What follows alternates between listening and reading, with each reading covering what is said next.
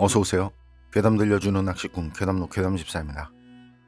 단편님들, 어느 날은 그냥 살아가는 것만으로도 충분히 용감하다는 말, 이런 말 들어보신 적 있으세요? 전 많이 지치고 슬프고 힘들 땐 가끔 이 말을 떠올려요. 억지로 극복하려고 하지도 않고 슬픔을 참아내려 하지도 않고 말 그대로 그냥 살아가는 것만으로도 충분히 용감한, 슬프거나 힘든 일이 있으시다면 자신에게 너무 가혹할 필요도 없이 그냥 살아보는 거 어떠세요? 그것만으로도 충분히 용감한 것이라는 말을 기억하면서요. 이번 이야기는 일본 괴담 채널에 올라온 일본 인사연재의 기묘한 경험담입니다. 그럼 일본 괴담 채널의 기묘한 이야기, 괴담 집사의 시점으로 떨어보겠습니다.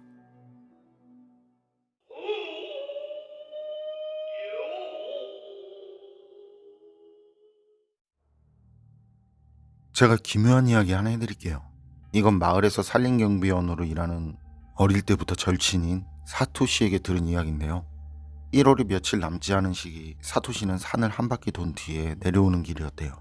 그런데 산 중턱쯤 내려갔을 텐데 갑자기 미친 듯이 왼쪽 계곡 쪽에서 눈보라가 치더래요. 가시거리는 약 5m 정도?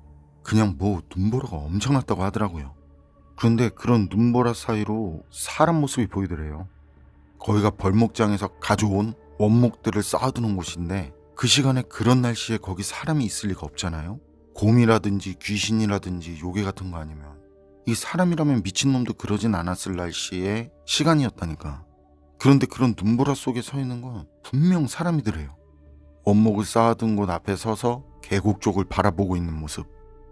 일단 상황이 어떻게 된 건지 모르니까 사토시는 눈보라 속에서 몸을 최대한 낮춰서 몸을 숨겼대요. 그리고 다시 그 사람처럼 보이는 쪽에 시선을 두고 경계. 그때 야수가 으르렁거리는 듯 계곡 쪽에서 불어오는 그 눈보라는 엄청난 소리를 내는데 말이죠. 그런 소리를 뚫고 들려오는 누군가와 대화하는 듯한 사람 목소리가 들리더라는 거예요. 그래서 가만히 보니까 원목 앞에 있는 사람은 누군가와 대화하는 것처럼 대화 상대에게 크게 말을 하는데, 이게 자세히 들어보니 같은 마을 친구인, 당연히 저도 알고 있는 마사키 같더라는 거죠. 그래서 천천히 일어나서 그 사람한테 다가가면서 마사키냐고, 마사키 맞냐면서, 마사키가 맞다고 생각했지만 혹시나 하는 마음에 그렇게 물어보면서 조심스럽게 다가간 거죠. 그리고 좀 더 가까이 갔을 때는 확실히 마사키였고, 그런데 말을 걸어도 말을 하지 않고요, 멍하니 계속 계곡 쪽만 바라보더라는 거예요. 그래서 사토시는 좀 더 큰 소리로 대체 이런 곳에서 지금 이 시간에 뭐 하고 있는 거냐고 그렇게 말을 걸었더니 그제야 마사키가 천천히 사토시 쪽으로 고개를 돌리더래요. 그리고 그때 마사키 표정이요. 마사키는 늘 인상을 찌푸린 그런 화가 난 표정이었거든요. 근데 그땐 억지로 뭔가 숨기려는 듯한 무표정한 얼굴을 하고 있었다고 그래요. 그리고 사토시를 본 마사키는 조용히 사토시냐고, 무슨 일이냐고 그러더라는 거죠.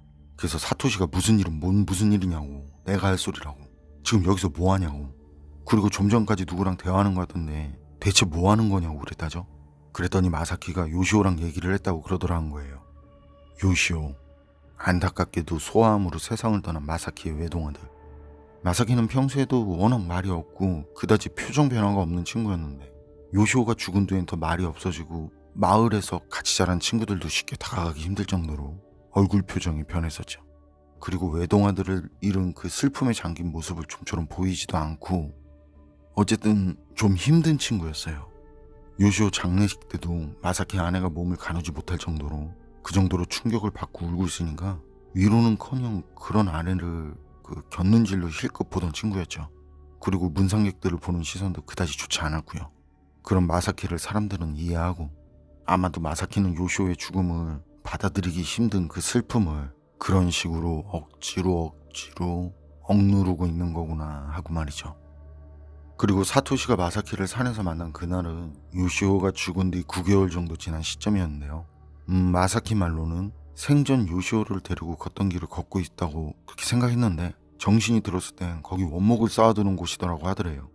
그런데 그때 누군가 자기를 부르는 듯한 기분이 들어서, 그래서 소리가 나는 그쪽을 쳐다보니 거기 요시오가 서 있더라는 거죠. 사토시는 그런 마사키 말을 조용히 들어주는 거 외에는 어떤 위로도 할 수 없고 뭐라고 할 말도 없었고, 마사키가 그쯤 얘기를 했을 땐 어느샌가 바람도 잦아들고 그 주위는 마치 시간이 멈춘 듯한 그런 고요함이 흐르더래요. 그리고 다시 이어지는 마사키의 말. 요시오 녀석 자기 엄마 걱정을 하더라고. 엄마를 괴롭히면 안 된다는 말을 하더라고. 마사키는 울고 있는 요시오 엄마에게 언제까지 울고 있을 거냐고, 운다고 죽은 요시오가 돌아오는 것도 아니고 뭐가 되는 것도 아닌데 뭐 이런 식으로 일부러 아주 모질게 돼 있다고. 그런데 그런 말을 할 땐 그렇게 말하는 자신이 나쁜 놈이라는 걸 알면서도, 나쁜 행동이라는 걸 알면서도 멈출 수가 없더라고. 자신은 아내보다 더 바보 같고 솔직하지 못해서 요시오의 죽음에서 도망치려고 했었던 거라고. 그런데 그런 자신을 요시오가 걱정해 주더라고. 그 뒤 마사키는 더 이상 말을 잇지 못하고 그대로 하늘을 우러보면서 멈춰 섰는데, 그때 하늘을 바라보는 마사키 눈에서는 눈물이 펑펑 흘러서 뺨을 타고 떨어지고 있더래요. 그러다 마사키는 결국 억누르던 슬픔을 참지 못하고 그대로 소리 높여 오열하기 시작했는데, 참고 참아오던 그 슬픔이 통곡이 돼서 온 산에 퍼질 정도였다죠. 그리고 사토시는 그런 마사키를 앞에 두고 자신도 눈에서 눈물이 흘러서 그런 모습을 차마 마사키한테 이제 볼 수 없으니까 고개를 돌렸는데, 고개를 돌린 쪽이 마사키가 요시오가 서 있다고 말한 그쪽이었다는 거죠. 그런데 거기엔 말이죠, 방금 새로 덮인 눈 위로 살짝 작은 아이의 발자국이 남겨져 있더래요. 정말 마사키의 말처럼 요시오가 얼마 전까지 그곳에 서 있었던 것처럼 말이죠. 그리고 사토시가 그 작은 발자국 한 쌍을 쳐다보고 있자니 다시 강풍을 동반한 눈보라가 불어왔고, 발자국은 그 눈보라에 사라졌다고 그래요. 이후 사토시와 마사키는 서로 의지를 해서 그 눈보라를 뚫고 산에서 내려왔고요. 그 마사키는 이후 슬프고 화난 그런 표정은 싹 사라지고 늘 밝고 웃는 표정으로 다니고 있어요. 그리고 사토시는 그날 있었던 말을 하면서 말끝에 이런 말을 하더라고요. 마사키도 그 작은 아이의 발자국 분명 봤을 거라고. 눈보라의 발자국은 사라졌지만 마사키 마음속에서는 결코 사라지지 않을 거라고.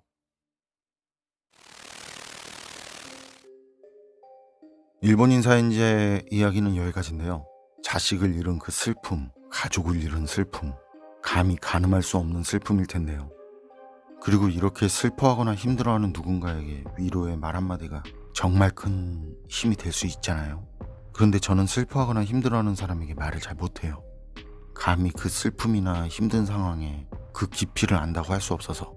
그래서 그런 제가 할 수 있는 건 그저 그 사람이 잘 이겨낼 수 있도록, 잘 살아갈 수 있도록 그저 조용히 기도하는 일이더라고요. 그리고 저 단팬님들 한 분 한 분 모두 행복하셨으면 하는 그런 기도도 드리고 있거든요. 단팬님들께서도 가족이나 식구 외에 다른 누군가를 위해 기도 한번 해보세요. 그 사람이 진심으로 행복했으면, 걱정 없이 잘 살았으면 하는 바람을 담아서. 그런 마음도 기분도 정말 좋아져요. 오늘 주무시기 전에 누구 하나 팍 찍어서 해보세요. 행복해져라, 행복해져라, 이렇게.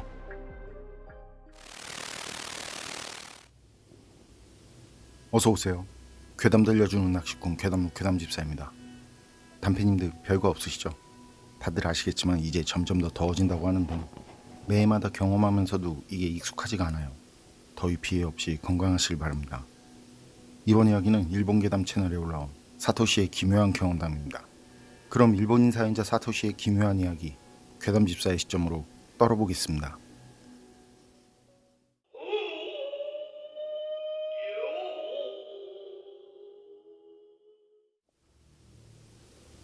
제가 소름 돋는 오싹한 얘기 하나 해드릴게요.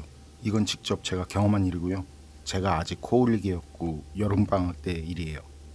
당시 초등학교 4학년이던 저는 친구 3명하고 같이 아침부터 산으로 사슴벌레를 잡으러 갔었는데, 그때 놀러간 산이 집안 소유 산이거든요. 그래서 자주 다니던 곳이라 어지간한 곳은 길도 다 알아서 그때까지 길을 잃은 적은 한 번도 없었어요. 그리고 그날도 여느 때랑 마찬가지로 그 산에서 놀았던 거죠. 처음엔 저까지 넷이 사이좋게 다니면서 사슴벌레를 잡았는데, 역시 애들답게 누가 먼저라고 할 것도 없이 누가 더 큰 걸 잡나 하는 경쟁이 벌어져서 산에서 각자 흩어져서 벌레 잡기를 시작했어요. 나무를 걷어 찬다든지 올라가 본다든지 뿌리 근처를 파헤쳐 뒤적거려 본다든지 하면서 열심히 벌레를 찾고 있었죠. 그러다 보니 어느덧 해도 중천에 떴고 배도 고파져 오고, 그래서 이제 슬슬 돌아가 볼까 하고 주위를 둘러봤어요.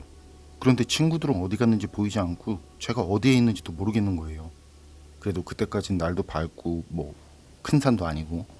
내려가다 보면 낮의 근장소가 나오지 않을까 하는 생각으로 경사면을 따라서 내려갔는데요.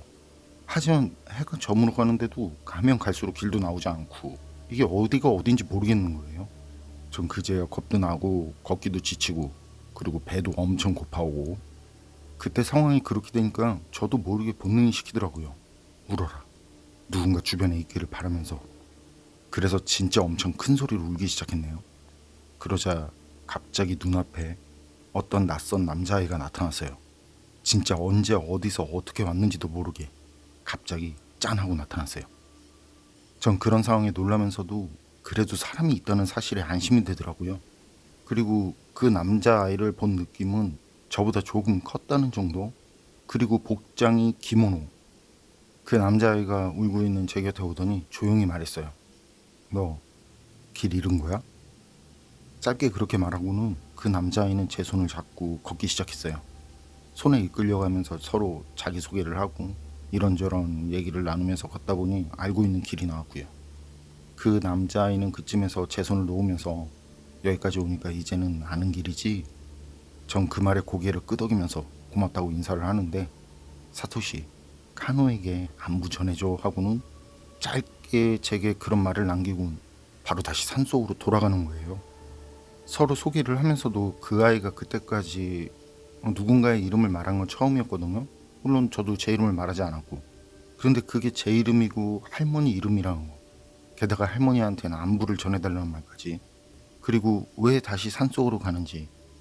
전 그때 이런 것들을 이상하게 생각하면서도 당시엔 어렸으니까 산에서 내려올 수 있다는 안도감에 빨리 집으로 가야겠다는 생각이 더 컸어요. 그래서 바로 집으로 뛰어갔는데요. 집에 돌아와서 할머니한테 그날 겪은 일을 얘기했거든요. 산에서 길을 잃었다가 어떤 남자아이를 만났는데 그 아이가 제 이름을 알고 있었고 할머니 이름도 알고 있었다. 그리고 할머니한테 안부를 전해달라고 했다. 그런 얘기. 그러자 할머니는 엄청 놀라운 표정을 짓더니 잠시 뒤에 사라진 오빠 얘기를 들려주시더라고요. 할머니에게는 2살이 오빠가 있었다고 그래요. 물론 전 그때까지 할머니에게 오빠가 있었다는 걸 몰랐고요. 어느 날 그 할아버지는 산 하나 너머의 마을에 있는 그 친척집에 부모의 심부름으로 선물을 전하러 갔다는데요. 이게 거리라든지 가는 경로가 말로는 산을 하나 넘어서라고 하지만 그 산이라는 게 아침에 출발하면 밤이나 돼서야 돌아올 수 있을 정도의 거리였거든요. 그런데 그땐 그랬나 봐요. 어린아이라도 그런 거리와 길인데 심부름을 보내는. 어쨌든 그 할아버지에게는 익숙한 산길이라 심부름을 갈 때면 언제나 아침에 나서서 저녁 시간 조금 지나면 돌아오곤 했다네요. 하지만 그날은 밤이 지나도 돌아오지 않았다는 거죠. 집에서는 그곳 친척집에서 하룻밤 신세를 지고 있는 모양이라면서 부모는 별 걱정을 하지 않았다는데요. 이틀이 지나고 사흘이 지나도 심부름을 간 할아버지가 오질 않더래요. 그리고 마침 집에서도 슬슬 농사일손도 필요하기도 해서 말이죠. 그래서 집에서는 부모님들이 직접 친척집으로 할아버지를 데리러 갔다는데 하지만 할아버지는 친척집에 없었다는 거. 없는 것뿐만이 아니라 온 적조차도 없다고 했다는 거. 그제야 당황한 부모는 이제 자신 마을과 친척 마을 사람들한테 도움을 청해서 양방면으로 산을 샅샅이 수색했다는데요. 하지만 그럼에도 할아버지는 발견되지 않았고 결국 나중에는 행방불명으로 처리가 됐다고 그래요. 그때가 할머니 나이 10세, 그 할아버지 나이가 12세의 여름이었다는 말이었어요. 그리고 다음날 전 할머니 손에 이끌려서 참배하러 갔고요. 그리고 다시 세월이 흘러 작년 여름방학을 한 그 초등학교 5학년 아들이 있는데 집에만 있으니까 아내가 아이한테 집에만 있지 말고 좀 밖에서 놀라고 아들한테 뭐라고 했나 보더라고요. 아내가 평소 그런 사람이 아닌데 날이 더워서 그런지 그날은 아들이 집에만 있는 것도 못마땅하고 이상하게 짜증이 났다고 그래요. 아내 말이. 아들은 그 말에 할 수 없이 그 닌텐도 게임기를 챙긴 뒤에 자전거를 타고 친구 집으로 가려고 했다는데요. 하지만 무슨 생각을 했는지 아들은 자전거를 타고 그 산으로 향했다고 그래요. 그때 그런 이유를 물어보니까 아들은 누군가가 자기 이름을 불렀었다고 하더라고요. 어쨌든 그러다가 저녁이 됐어요. 하지만 저녁 7시가 넘어도 돌아오지 않는 아들. 친구 집에서 놀고 있나? 그렇게 생각하면서 갈만한 친구 집 여기저기에 전화를 걸어봤지만 아들은 어디에도 없었어요. 마을을 돌면서 찾아봤지만 전혀 눈에 띄지 않았어요. 9시가 되어도 돌아오지 않았기 때문에 경찰에게 수색을 요청하려고 하는데 마침 그때 돌아온 아들. 화가 나서 고함치는 아내를 곁눈질로 쳐다보면서 제게 아들이 하는 말. 유타군이 가끔은 참배하러 오라며 나무랐다는 말. 전 그 이름을 듣고 옛날 기억이 되살아났어요. 30년 동안 잊어버리고 있었던 이름. 유타. 할아버지 이름. 사토시는 옛날에 구해준 은혜를 잊은 건가? 그런 말까지 했다는 아들의 말. 아빠가 산에서 미아가 돼서 눈물 콧물 다 흘리면서 울고 있었다던데 그 말이 맞냐는 말까지. 아내가 그 말을 듣고 얼어붙은 제게 이게 무슨 말이냐고 유타군이 누구냐면서 연달아 묻더라고요. 전 아내의 물음에 그냥 얼버무릴 뿐 더 이상 그 일에 대해선 얘기하지 않았어요. 저녁을 먹고 오랜만에 아들과 목욕을 가서 자세히 얘기를 들었어요. 집에서 나와서 친구 집으로 가려는데 산 쪽에서 몇 번이나 자신을 부르는 소리가 들려오더래요. 아들은 뭐지 하고 생각하면서 그 소리가 나는 산 쪽으로 가보니까 산 초입에 기모노 같은 옷을 입은 아들은 한 번도 본 적이 없는 남자아이가 있더래요. 그런데 이상하게 친근감이 들더라고.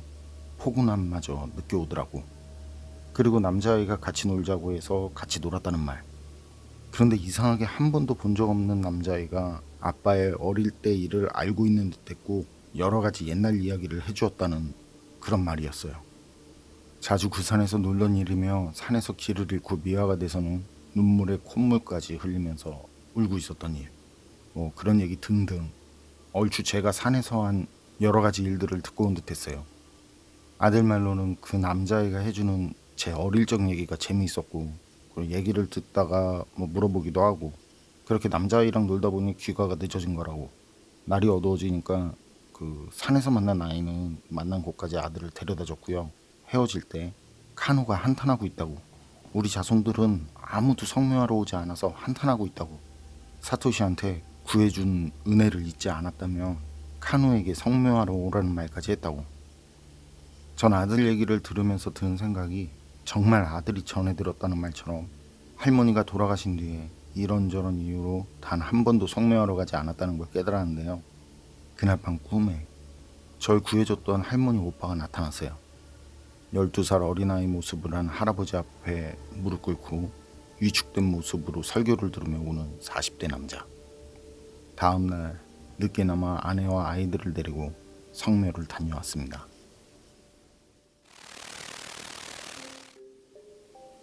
사토시 사연은 여기까지인데요. 일본 괴담이 미스터리하고 소름 돋고 처음엔 그런 내용이 재미있었는데 요즘엔 살짝 코드가 바뀌었는지 이런 잔잔한 내용이 더 좋더라고요. 그런데 그 할머니의 오빠라는 할아버지, 사토시 꿈에 직접 나올 수도 있었는데 그렇게 할 수도 있었는데 왜 사토시 아들을 불러서 얘기를 전한 걸까요? 어차피 사토시 꿈에 다시 나타날 거면서 왜 그랬을까? 그게 계속 머릿속에 떠오르는데요. 여러분 생각은 어떠세요? 판단은 여러분께 맡기겠습니다. 어서오세요. 괴담 들려주는 낚시꾼 괴담로 괴담집사입니다. 단편님들, 어떤 위험한 상황에서 서로가 서로에게 도움이 되고 지켜주는 이야기 많이 들어보셨죠? 아니면 실제로 경험한 분도 계실 것 같은데요. 그런데 영적으로 악한 존재한테서도 서로가 서로를 지켜줄 수 있을까요? 그게 가능하다면 발동 조건은 뭘까요? 이번 이야기는 일본 괴담 채널에 올라온 기묘한 이야기입니다. 그럼 일본인 사연자의 기묘한 경험담, 괴담집사의 시점으로 떨어보겠습니다.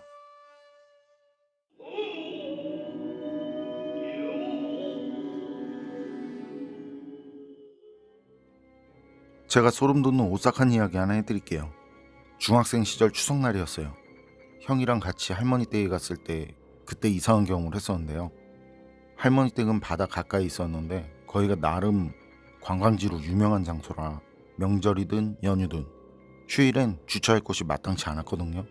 그리고 할머니 댁에도 주차할 공간이 없고, 그래서 형은 할머니 댁에서 거리가 좀 있는 해변 쪽에 간신히 주차를 하게 됐어요. 할머니 댁하고 가까운 곳에 억지로라도 주차를 하면 할 수도 있었겠는데 그럼 다른 차량이나 사람들이 통행하는 데 방해가 될 것 같다면서요. 그런 거 다 생각하면 그때 그 해변가 외엔 마땅한 곳이 없었던 거죠. 할머니 댁이 관광지라서 그런지 명절엔 볼거리가 많았어요. 할머니 댁에 가는 길에도 벌써 행사가 한창이더라고요. 우린 서둘러서 할머니랑 어른들께 인사드리고 또 식사 빨리 마치고 행사를 보러 갔죠. 그렇게 서둘러서 나왔어도 어두운 밤이라 좀 늦은 감은 있었지만요. 이것저것 먹거리에 붐비는 사람들 즐거웠어요. 형이랑 전 어릴 때 할머니 댁에서 자라서 말이죠. 할머니 댁 근처 분들을 꽤 알고 있었는데요. 그래서 해마다 행사를 하는 곳에선 그렇게 아는 친구들이나 어른들을 자주 뵙곤 했었어요. 그런데 그날은 다른 때보다 친구들도 더 많이 나와 있고 웬일인지 어른들도 같이 계시더라고요. 야마다랑 야마다 할아버지, 다나카랑 다나카 아버지, 유키코랑 유키코 동생, 그리고 유키코 부모님들 모두 반가운 사람들이었죠. 그래서 전 친구들 이름 부르면서 신나게 달려가서 인사를 하려는데 다들 제가 부르는 소리를 듣지 못했는지 그냥 가게랑 가게 사이 골목으로 들어가는 거예요. 하기야 그땐 명절 행사라 사람도 많고 관광객도 많고 엄청 시끄러웠거든요. 듣지 못하는 게 당연한 거죠. 그리고 어차피 다들 할머니 댁 바로 옆에 사니까 그래서 생각난 김에 내일 봐야겠다 하고 전 다시 형이 있는 곳으로 갔는데요. 형이 어디를 그렇게 급하게 달려간 거냐면서 웃더라고요. 그래서 있었던 일을 얘기했죠. 형이랑 전 나이 차이도 많고 특히 어린 시절에는 아빠가 없던 제겐 아빠랑 다름없었어요. 늘 다정다감하게 대해주고 제가 늘 우선이고 그때도 형은 다정하고 온화한 얼굴로 제 얘기를 듣더니 그럼 내일 만나러 가볼까? 하면서 그 행사 볼 거 다 보고 놀 만큼 놀고 할머니 댁에 들어가서 자는데 밖에서 누가 절 부르더라고요. 사토시, 사토시. 그런데 그게 야마다 목소리 같기도 하고 다나카 목소리 같기도 하고 아니 가끔 유키코 목소리가 들리는 것 같기도 하고 그래서 형이 잠에서 깰까봐 조용히 일어났죠. 그리고 마당 쪽으로 나가서 아주 작게 누구? 하고 절 부른 사람들을 찾았거든요. 그런데 몇 번을 불러도 대답이 없는 거예요. 아 이상하다. 분명 불렀는데? 전 속으로 생각하면서 돌아서는데 또 사토시, 사토시 하고 부르는 소리가 들려요. 이번엔 소리가 들리자마자 확 돌아섰는데 야마다랑 다나카랑 유키코가 나란히 할머니 댁 담장 바로 바깥쪽에 얼굴만 내밀고 절 보고 있더라고요. 전 반갑기도 하고 그래서 막 달려갔는데 그때 친구들 얼굴이 아니 머리만 딸랑 머리만 담장 위에서 막 날아다니는 거예요. 그러더니 파란 불빛처럼 바뀌고 그런데 그때 다급하게 절 부르는 형 목소리. 눈을 떠보니 전 담장 밑에 쓰러져 있었고요. 형은 그런절 안고 있었어요. 그리고 절 부르는 형 목소리에 집안 어른들이 나오고 있었고요. 그때 형은 제 머리를 만지고 쓰다듬더니 절 품에 꼭 안아주더라고요. 얼마 전에 어머니마저 돌아가시고 힘들었나 보다 하면서 그리고 전 형이랑 같이 방에 들어가서 다시 누웠고 조금 어수선한 소리에 깨어났는데 형이 집에 갈 준비를 하고 있더라고요. 급하게 일이 생겨서 가야 한다고. 일 마치고 바로 올 테니까 저보고 할머니 댁에 있으라고. 그런데 전 형하고 떨어지기 싫어서 말이죠. 그날 형하고 같이 간다고 했어요. 형은 그런 제게 이제 일 마치고 올라올 테니까 그때 다시 올라와서 친구들을 보자고 하는데 그냥 형하고 같이 가고 싶더라고요. 그리고 끝내 형하고 전 어른들께 인사하고 그냥 새벽이죠. 아직 어두운 새벽. 인사하고 형이 차를 세워둔 해변가로 같이 걸어갔는데요. 그때까지도 달이 엄청 밝더라고요. 그렇게 밝은 달빛에 주변이 다 보이는데 그 달빛 아래엔 형하고 저만 단둘이. 근데 그때 갑자기 오른쪽 발목이 아파오더라고요. 아 어제 너무 뛰댕겼나? 이런 생각을 하면서 참고 걷는데 점점 더 아파오는 거예요. 꼭 누가 발목을 꽉 잡고 있는 것처럼요. 그런데 형이 그걸 눈치챘는지 아프냐고 어디 좀 보자고 하고 이렇게 보는데 형이랑 제가 봐도 겉으론 멀쩡하고 형이 엄살쟁이라고 놀리면서 업어주냐고 하고 아파도 좋았어요. 그런 형하고 있으니까. 그리고 형은 제 걸음에 맞춰서 천천히 걸어가다가 조용히 이런 말을 해요. 사토시 괴롭히는 게 있으면 형이 죽어서라도 가만 안 둘 거라고. 그러니까 사토시는 절대 아프지 말고 건강하라고. 근데 형이 그런 말을 하니까 기분 때문인지 실제로 기분도 째질 듯이 좋았지만요. 힘도 나고 좀 전까지 아팠던 다리가 누가 당기는 것처럼 무게감이 실렸던 다리가 멀쩡해지더라고요. 그런데 그때 형하고 그렇게 같이 달빛 아래 해변가를 걷는 게 좋아서 다리가 다시 편해져도 얘긴 하지 않았어요. 그리고 집으로 돌아와서 며칠 지났을 때인데요. 형이 할머니랑 통화를 하고 있었어요. 그러면서 저를 몇 번 쳐다보더라고요. 그리고 전화를 끊고 와서는 제게 하는 말이 야마다랑 다나카, 유키코는 죽었다고. 그런데 그게 형이랑 제가 할머니 댁에 가기 전에 죽었다고. 그때 형은 일부러 시간을 만들어서 다시 할머니 댁에 절 데리고 가려고 했었더라고요. 그때 제가 친구들을 만나지 못한 게 형도 아쉬웠는지 친구들을 만나게 해주려고 말이죠. 그런데 할머니 말이 다들 학교에서 학부모도 참석하는 여행이 있었는데 그때 차량 사고가 나면서 같은 학교를 다닌 야마다, 다나카, 유키코랑 유키코 동생 그리고 그 집 어른들이 모두 안타깝게 됐다는 말이었더라고요. 그런데 전 그 사람들을 봤다고 하니까 행사 때 형한테 말을 하고 했었으니까 저도 분명히 그때 보고 집에 찾아온 것도 봤었으니까요.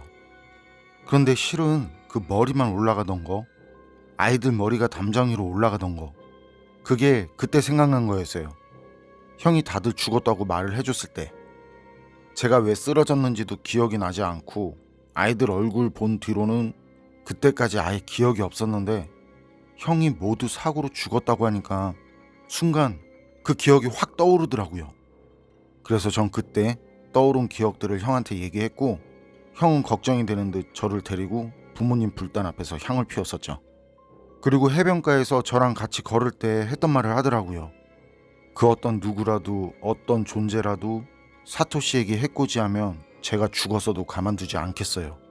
부모님께 약속드린 것처럼요. 라고. 일본인 사연자의 이야기는 여기까지인데요. 정말 애틋한 형제애죠. 이렇게 서로를 아끼는 애틋한 마음이라면 귀신도 어떻게 하지 못할 것 같다는 거, 그런 생각을 했었는데 사연으로도 있었네요. 그렇겠죠. 서로 아끼고 사랑하는 마음이라면 그 사이엔 악한 것들이 비비고 들어올 틈이 없겠죠. 서로에게 나쁜 마음을 갖는 것보단 좋은 마음을 갖고 대하는 게 더 보기에도 좋고 행복할 거고, 그러기 위해선 자신이 먼저 상대를 아끼고 배려하고 사랑해줘야겠죠. 그렇다고 스토킹 이런 건 곤란하고. 여러분이라면 타인과 어떤 관계를 갖고 싶으세요? 판단은 여러분께 맡기겠습니다. 어서오세요. 괴담 들려주는 낚시꾼 괴담록 괴담집사입니다. 그런 말 있죠? 사람이 죽으면 생전에 친한 사람 앞에 나타난다거나 심한 경우엔 그 사람을 데리고 가려고 한다는 말. 이번 사연은 일본인 사연자가 경험한 기묘한 이야기입니다. 그럼 기묘한 일본 괴담 사토시의 시점으로 떨어보겠습니다.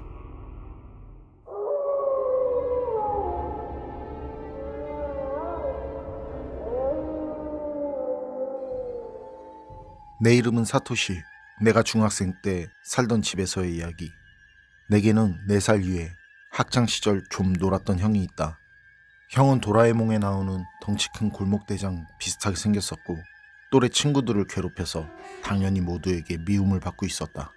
하지만 싸움을 잘해서인지 몇 명인가 추종하는 친구들도 있었다. 이 이야기는 그런 학창시절 좀 놀았던 형과 관련된 이야기이다. 형에게는 당시 사귀던 동갑내기 여자친구가 있었고 집에도 자주 왔었다. 그녀가 오기로 예정된 날 분명 토요일이었다고 생각된다. 토요일 다음 날은 쉬는 날이라 놀러 오라고 말했을 게 분명하다고 생각한다.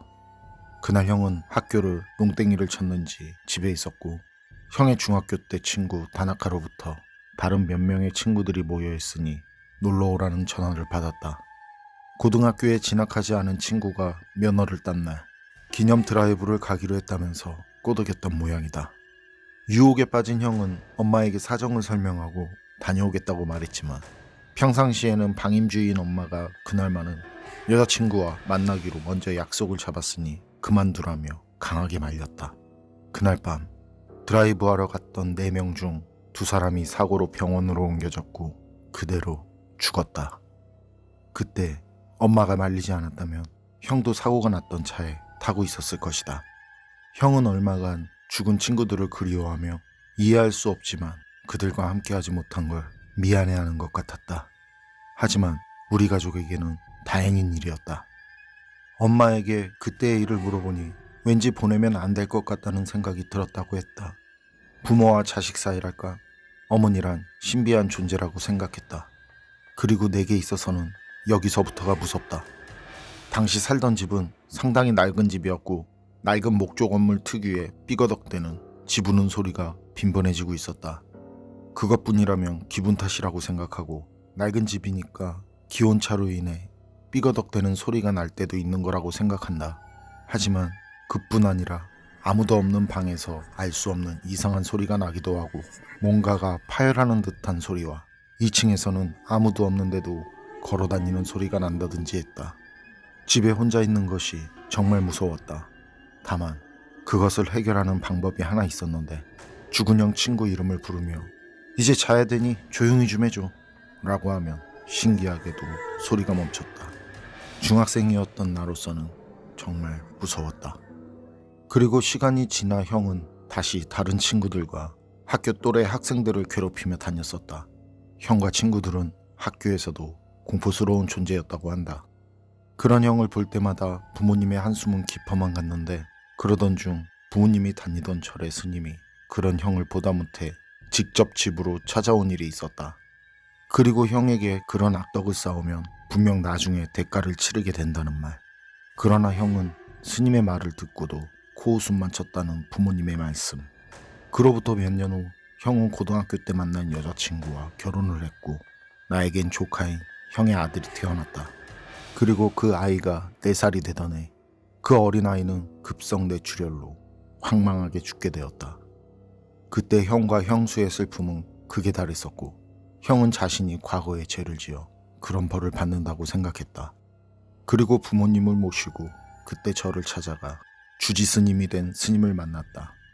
스님은 우리에게 어떤 말을 듣기도 전에 형과 조카에 대한 이야기를 했기에 우리 가족 모두는 놀랄 수밖에 없었던 만남.